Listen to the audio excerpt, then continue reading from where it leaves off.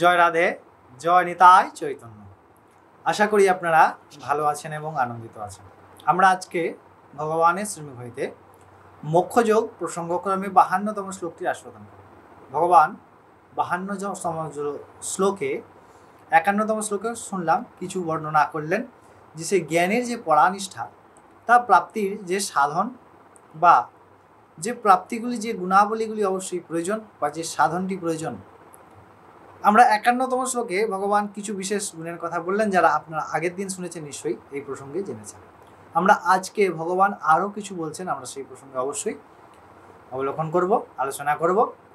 প্রথমেই আমরা ভগবানের শ্রীমুখ হইতে অর্জুনের প্রতি নির্দেশিত এই 52তম শ্লোকটি আস্বাদন করব।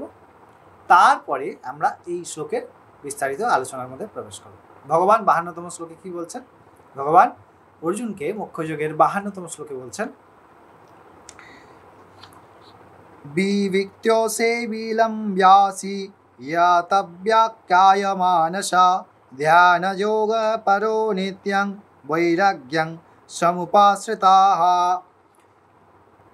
অর্থাৎ ভগবান বলছেন, যিনি ধৈর্যের সাথে, যিনি সংযমের সাথে ইন্দ্রিয়গুলিকে বশীভূত করতে সমর্থ হয়েছেন, যিনি তার বুদ্ধিকে সংযত করতে সমর্থ হয়েছেন,